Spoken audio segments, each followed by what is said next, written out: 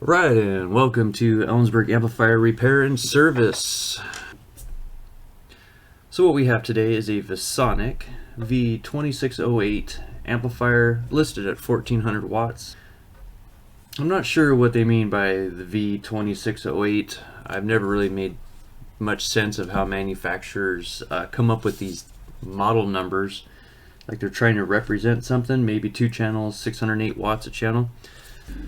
So this Visonik amplifier does have a short. So let's flip this over and get right to it. Alright, so here's the board for you guys. Let's just do a quick rundown of this amplifier for any of the new viewers here. This is a Class AB amplifier, so you're going to find that you do have these large emitter resistors on the output section. First sign that this tells you this is a Class AB, typically a Class AB. This is our power supply section here. You have 2 sides, so 2 separate power supplies. Your rectifiers, 1 set of positive and negative rectifiers, rectifies 1 side. So you can split this amplifier right down the middle to create those 2 channels. Otherwise, this is pretty straightforward. They do use that TL494 to drive the power supply, which are using these 68 ohm gate resistors. Pretty normal, typical setup on power supplies here. Let's see what they're using on the power supply transistors here. So they are using the IRZ44s. And let's see what they're using on the output transistors. So with those IRZ44s, they are driving sets of the B688s and the D718s on the outputs. So this amplifier does have a short. So let's go ahead and see if we can find this short here.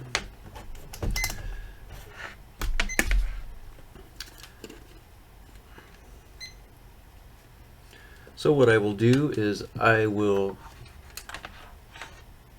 set up the meter here for you.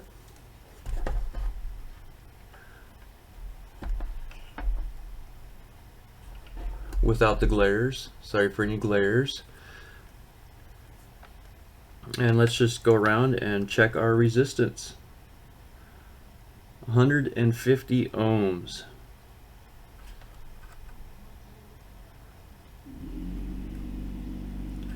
A 150 ohms.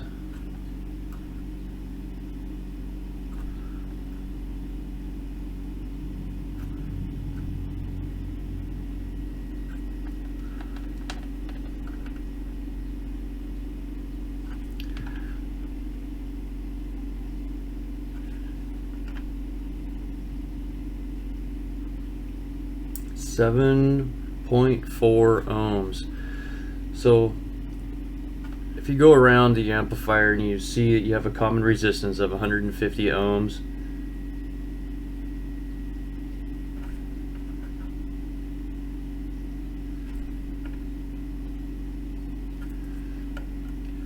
and then you come around to a transistor that's reading, here you go, a half a ohm. So you know that you have shorted transistors and 7.4 ohms. So this is a half ohm, 7.4 ohms, and these are 150 ohms. So that does give you a pretty clear indication that you have a shorted transistor. And we're going to go to diode mode just for the diode people here. Let's check our power supply. That between your drain and source, you're just going to be charging your capacitors, so we're looking good there. And you're going to have an opposite polarity. And there's that one. That one's good. Sorry, I got to move my meter to check the other side here so it's not in the view. And that is good. So the power supply section itself is okay. What we have is a problem with the output section. So let me go back to resistance here. So we know this one here is bad. So again, what I'm going to do, I'm just going to leave it in the board. I'm going to cut the legs off.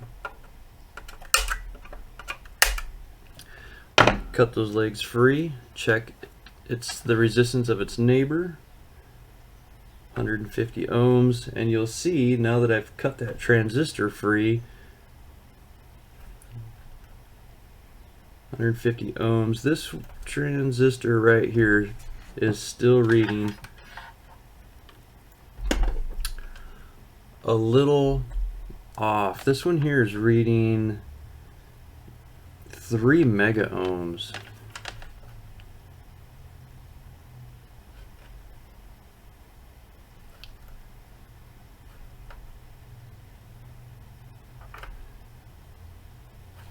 And I'm not getting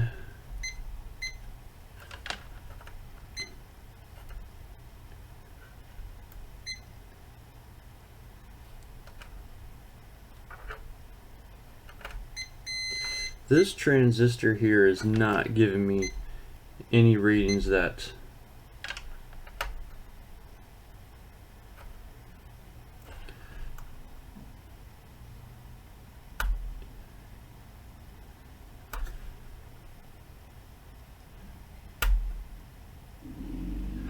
so I should have 2 mega ohms, and then I should have 150 ohms between the base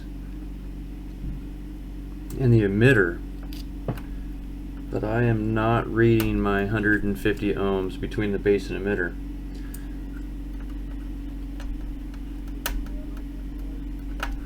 So there is a problem with that transistor there, but we got rid of the short. So now all these transistors here, besides that one, are reading my correct 150 ohms between the base and emitter. And you're probably asking, well, where's this 150 ohms coming from? But if you follow your trace for the base, you'll find that they go back to resistors that will equal up to 150 ohms. And you'll see that when we pull this board out. I can show you, we can follow those traces back and show you the how we're deriving that 150 ohms. I've explained in a few other videos of how that works. But what I'm going to do is I'm going to go ahead and just hook up some 12 volt power to this real quick and show you that once you take out the shorted components that you possibly can fire the amplifier back up.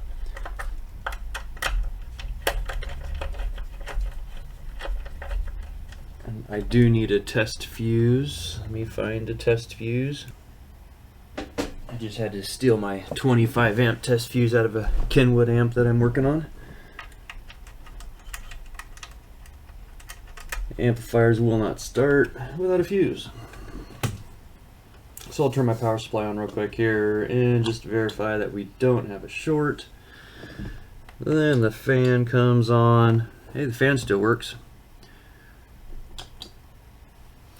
So I just click on the foot pedal on my power supply just to make sure I don't have any direct shorts, but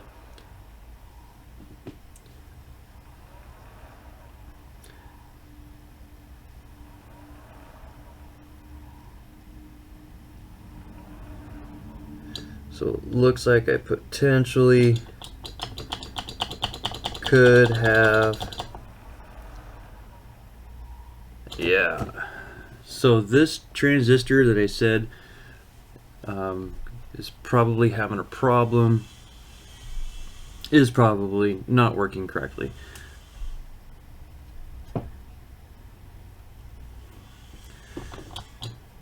Unless I'm just still trying to charge up the rail capacitors here. No, it's going to go right into protection because there's still that problem with the output. So what I'm going to do is I'm just going to check and see what kind of rail voltage we're building here. I'm going to switch to DC, go across the rectifiers here. 23 volts, 26 volts, 30 volts,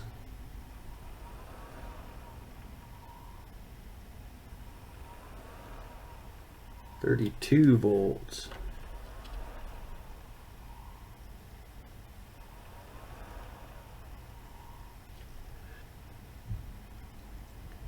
So what I could do is give it my 10 amp.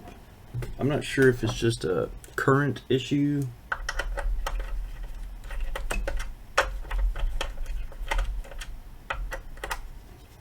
But we're going to find out.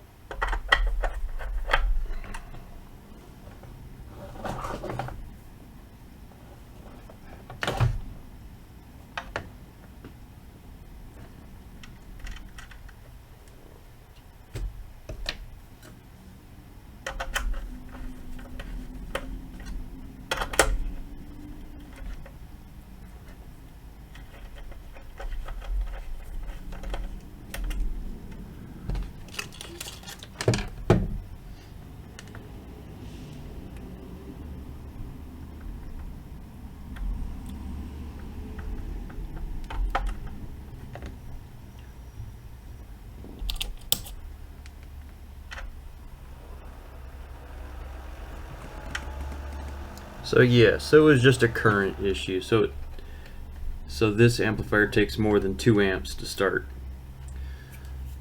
So that's my 10 amp current limited power supply. So it does start up and it does come out of protect.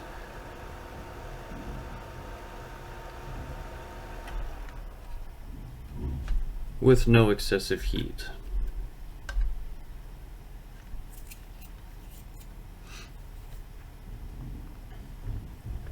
So now what I'll do is I will check that rail voltage again, see what our rail voltage is. 81 volts. That is impressive. That's very impressive. So 81 volts on this amplifier. They're using So they're using 50 volt capacitors, so you're 100 volts, so they're right there. If you were to check the power supply from common, you'll see that it's about 40 volts positive, 40 volts negative, which is right at that 50 volt rail capacitor. So, but you have a plus minus peak to peak of 80 volts, which is good. That'll move speakers quite well with 80 volts. So now that we know we have a shorted transistor, we just need to pull the board out and replace the output transistors. So with that being said, I'll get this board out real quick and I'll be right back with you. Alright, so some of you are probably wondering, well, how am I getting that 150 ohms when I'm checking for shorted transistors? 150 ohms on this board. It's going to be different for every board or every manufacturer. It's going to be different, so you just have to kind of know what you're looking for. So between the base and emitter, we were reading 150 ohms. Let me see if I can get a meter up here to help demonstrate this process.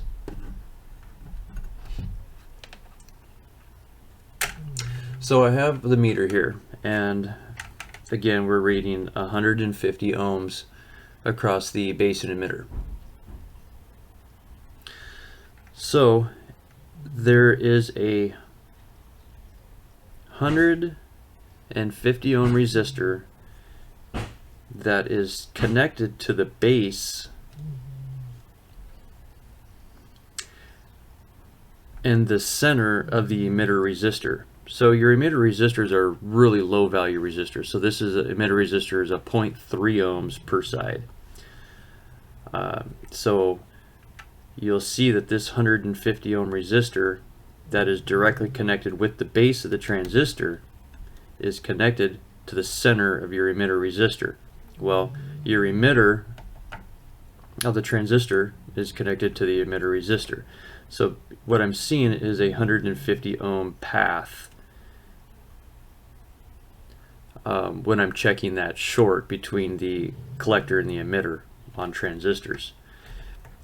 It's that difference that I'm looking for when I'm checking for shorts on a transistor.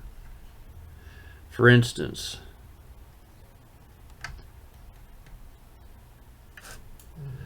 all these transistors here, you're going to see that we read 150 ohms between the base and the emitter.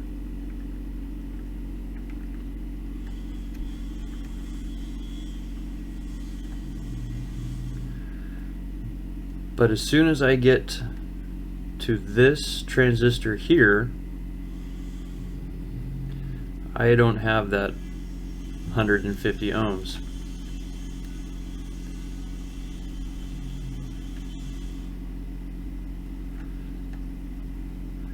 Which was that transistor that was showing me those odd values. So there should be so this, just by following the resistance of this issue, so by using the resistance value instead of the diode mode, I mean, a lot of you guys I know use diode mode, I use resistance because resistance tells me a lot about the circuit. So I was not showing that 150 ohms between the base and the emitter of this transistor, but I had 150 ohms everywhere else. So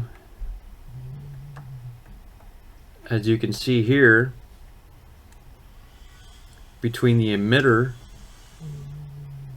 of the transistor and the emitter resistor, I have nothing, zero. But I don't know if you can hear this. Listen real close. That is a resistor that is not soldered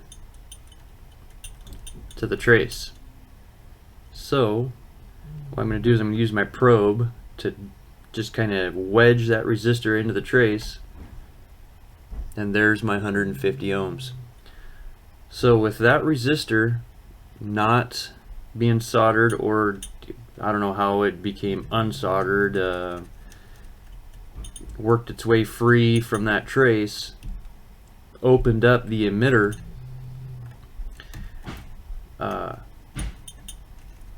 heading out to the emitter resistor. So this probably is the original fault of this particular board. Came down to a soldered possible defect on that resistor headed back to the emitter resistor. So that actually might be a jumper. Let me see. Yes, that is a jumper. So pay attention to this one right here. I'm going to flip the board over. And what we are looking at, that is loose. Oh, and I've just pulled it right out of the board. So that's actually a jumper from your emitter of this 718. to the emitter resistor. So that came free, which probably stressed out this channel here, took out this transistor, and shorted, which put this amplifier into protect. So I am going to assume that that is the original cause of this failure of the board. So what I'm going to do is I'm just going to double check and make sure that this 718 is still good, and I will use diode mode for that because I want to know the forward voltage of the diode.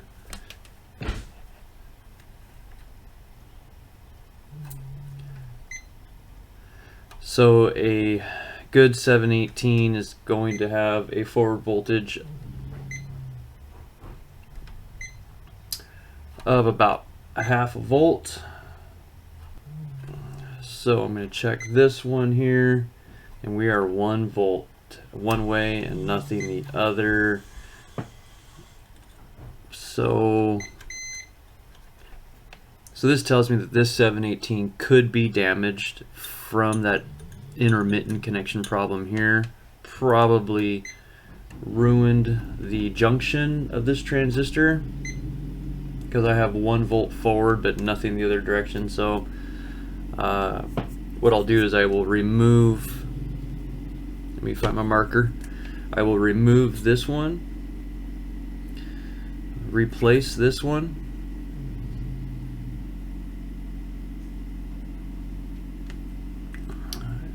let's see, are they in parallel? So what do we always do on parallel components? We always match the parallel components. So let me just see what we have paralleled here. And looks like all 3 of them are parallel.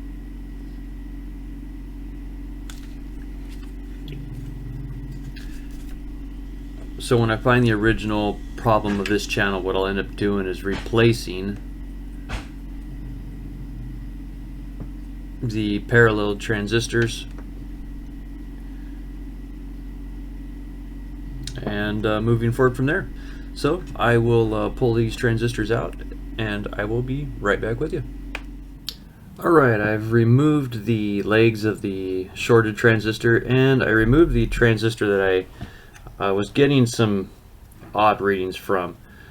So let's go ahead and test that transistor and we'll see how it turns out. So there's the transistor that I marked the X on, hooked up the transistor tester.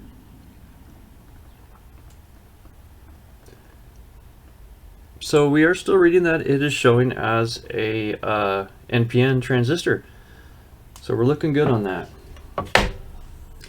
It was just probably the fact that it was giving me an odd reading because that jumper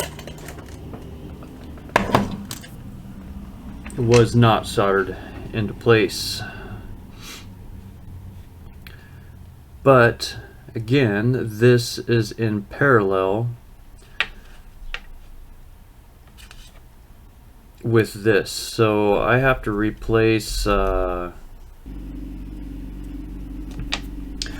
it looks like I got to replace 2.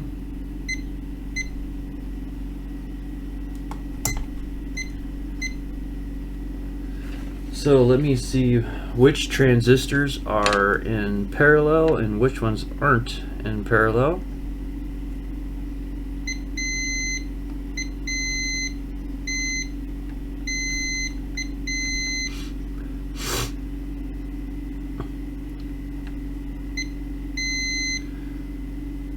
So it looks like they are using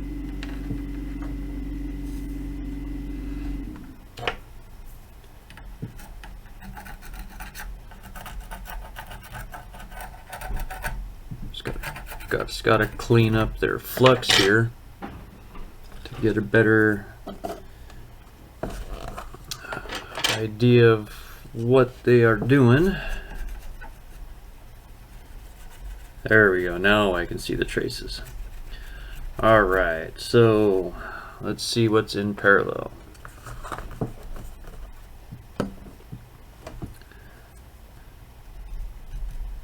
So this one and this one here.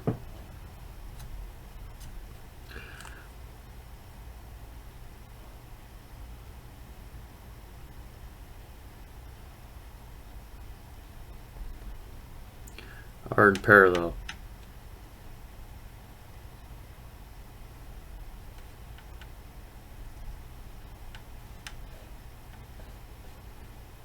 They have a very odd layout of how they're doing this last one.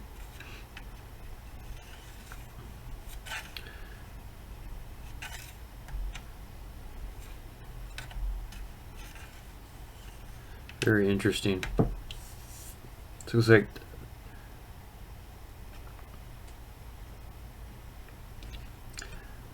alright, so this was a D718 here, and this was a 688.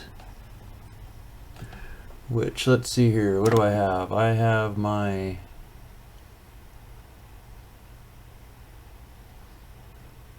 yep. Let's see, I need a .688. So there's a new 688 for this spot.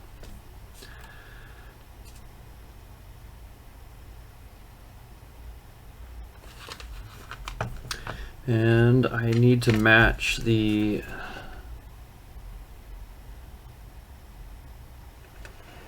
yes, so I will need to match this 718 also. No problem. Let me grab two matching 718s.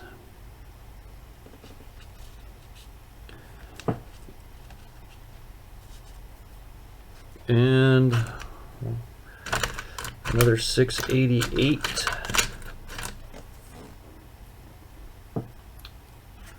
So what we're going to do is we're going to replace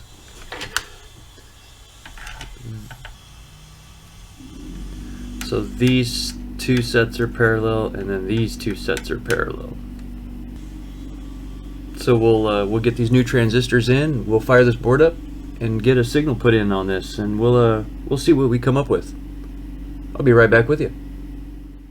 Alright, I am back. So I must be tired or whatnot, but I was trying to put a 688 in where a 718 goes, and of course the power supply did not like that.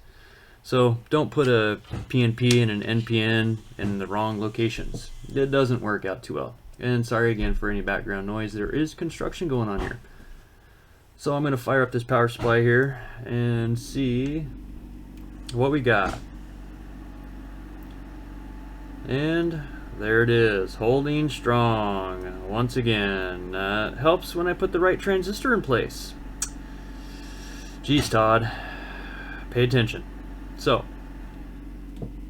that amplifier, at least power-wise, is functional. I need to apply a signal here and fire up the scope and check the output on this, just to make sure that the preamp section is a-okay. So give me just a second here. I will get the scope up for you guys. Let me get the oscilloscope on the screen so you guys can see what I'm doing.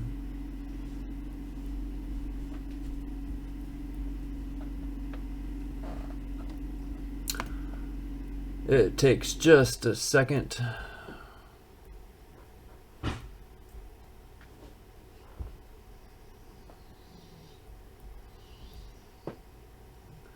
Alright, so there's the scope for you guys up in the upper left hand corner there. So let me get a signal put in.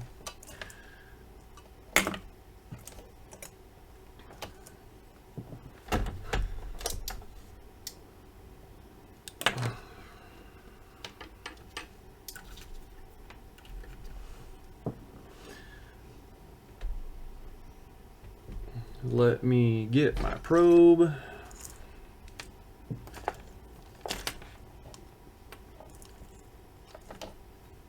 Check my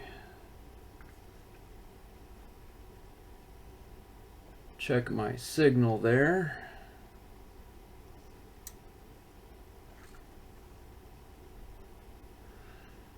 Alright, so there's my 50 hertz input signal, and you'll see here now I am 50 hertz. Well, if I can get it to lock on there, I am 50 hertz. Right on the nose, because that is using my repaired signal generator.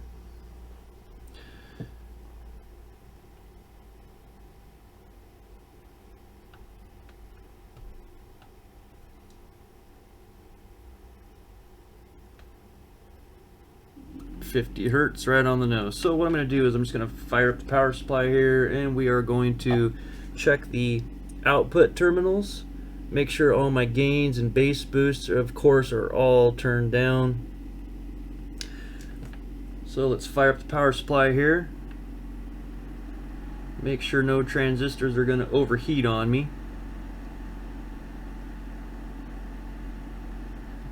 So they do get a little warm, but not so warm that it doesn't give me a few seconds to test. So let me check the output.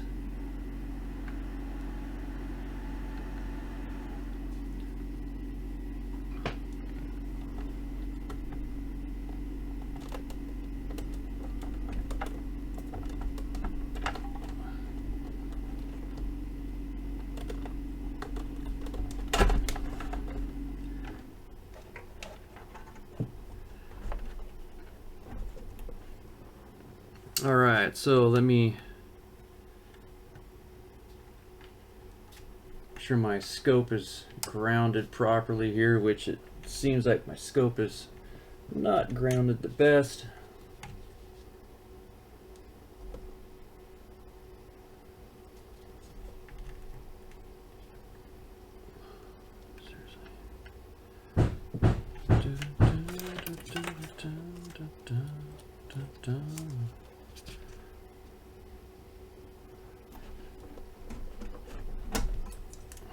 All right.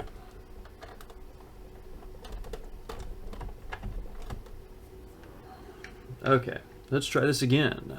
Take two. I have my signal.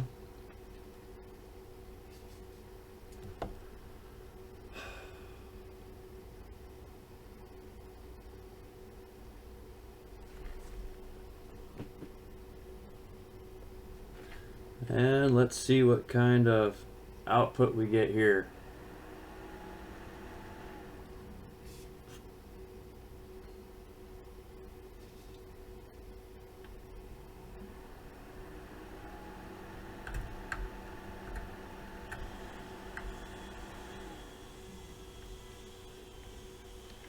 All right, make sure my transistors aren't getting too hot here.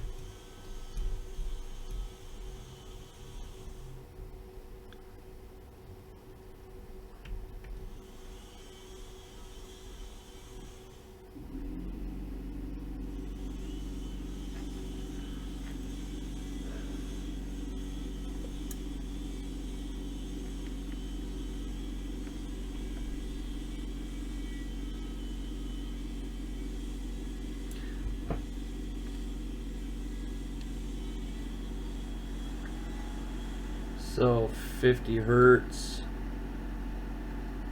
Oh, but I'm only getting a signal on one channel. Hold on, we do have a problem. So I'm getting my 50 hertz on this channel, on one channel, but not the other. Let me just find where the problem is. So this channel's working.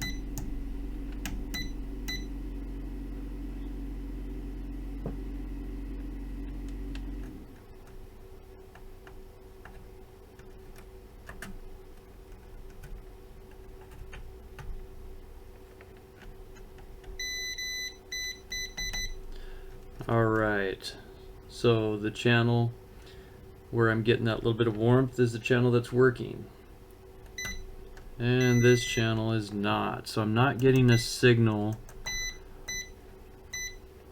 on that channel. Alright. Which is a bummer deal because these do warm up a little bit. So I need to go back to what's driving the bases of these.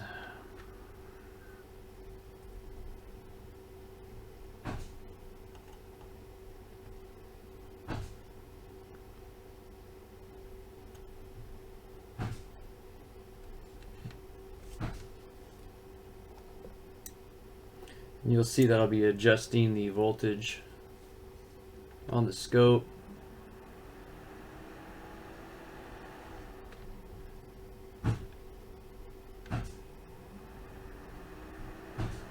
Okay.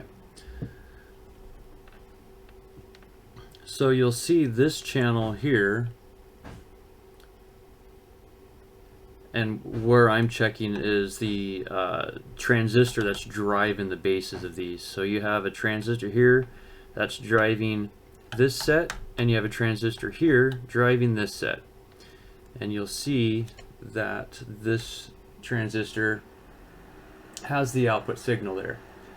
But this transistor does not have the output signal. So I'm going to assume both transistors do not have an output signal. Oh, I got a little bit there, but not adequate at all. So we need to back up and figure out where we're losing the signal.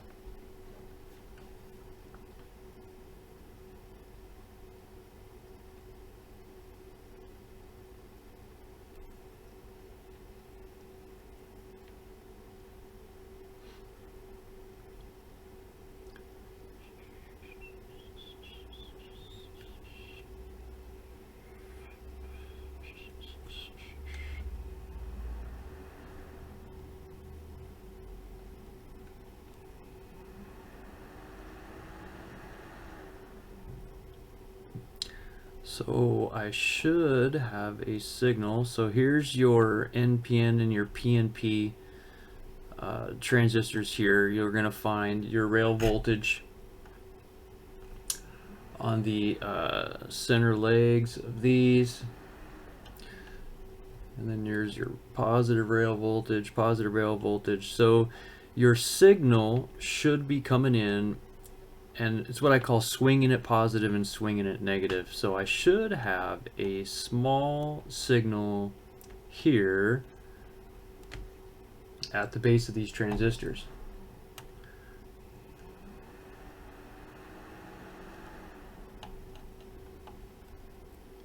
And I am not seeing the signal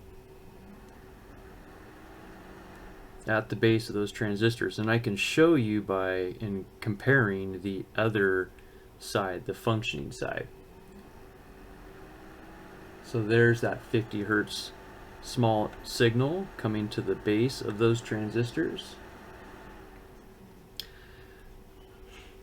and make sure my transistors aren't overheating. So then I should have that small signal at the base of these, which I do not have that signal.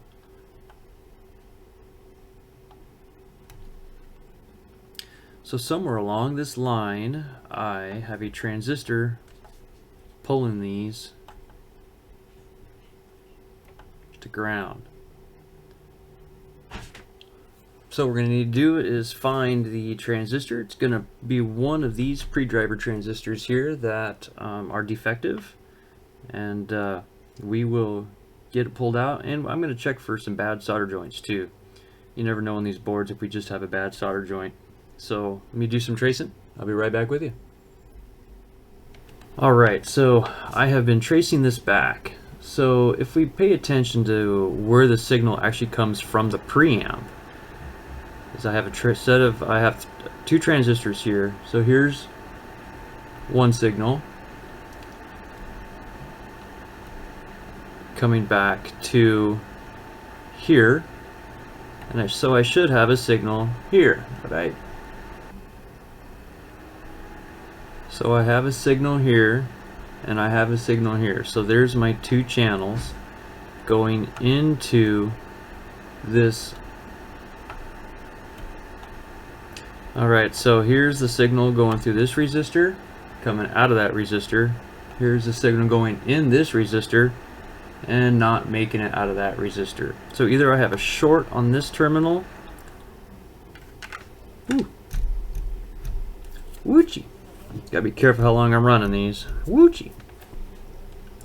It does not like me probing around on the input signal here. So what I will do is check the resistance of these resistors here. 6.2K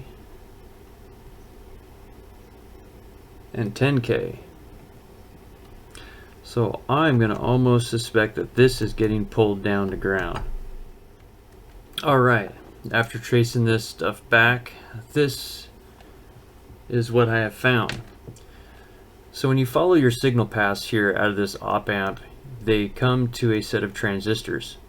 And these transistors, if you notice here, are common to ground. So this tells me that these transistors, the responsibility of these transistors is to pull the signal to ground for a muting circuit. Because if you follow the center leg of the transistor, it comes around and goes through your goes through a 100 ohm resistor going back to your NPN and PNP transistors here. So this transistor gets pulled to ground. But then you gotta ask yourself, well, so what I do is I take resistance readings. So I'm reading, 4.5 megs, open,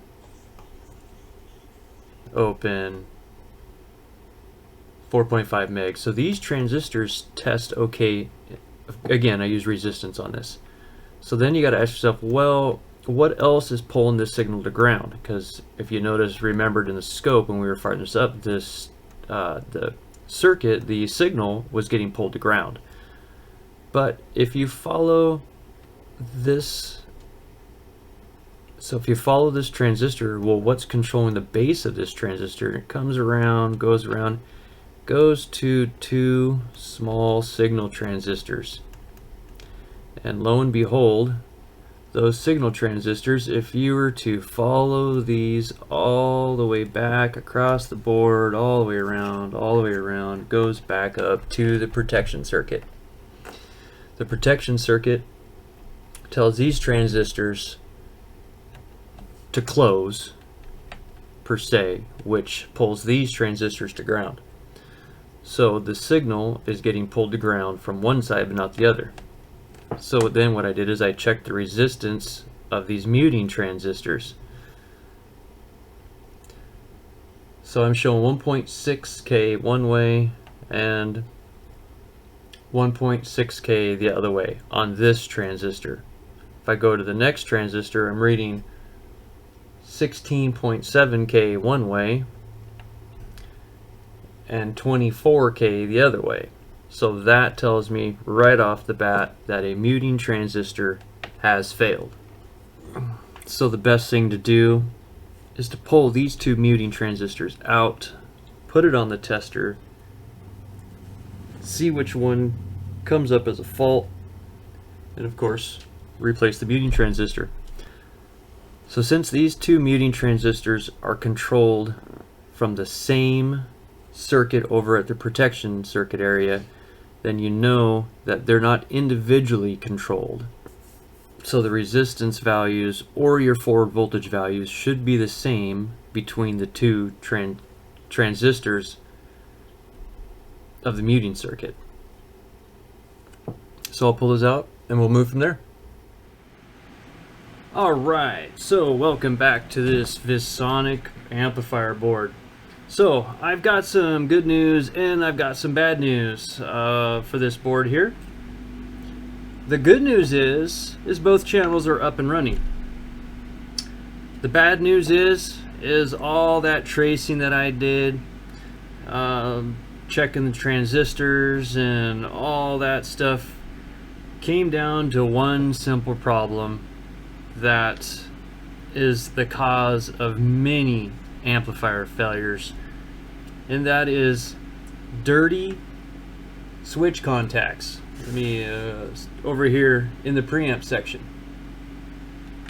So with this board, I had one channel that was working and one channel that wasn't working. And it was heating up my transistors, almost kind of pointing out about being a short. So we do have 50 hertz on both channels now. I can't run it too long because it really seems like that they bias these pretty heavy in the on position. And that's both sides. I don't know why they would bias these so hard, but they got a pretty heavy bias on them. So I can't run it for very long.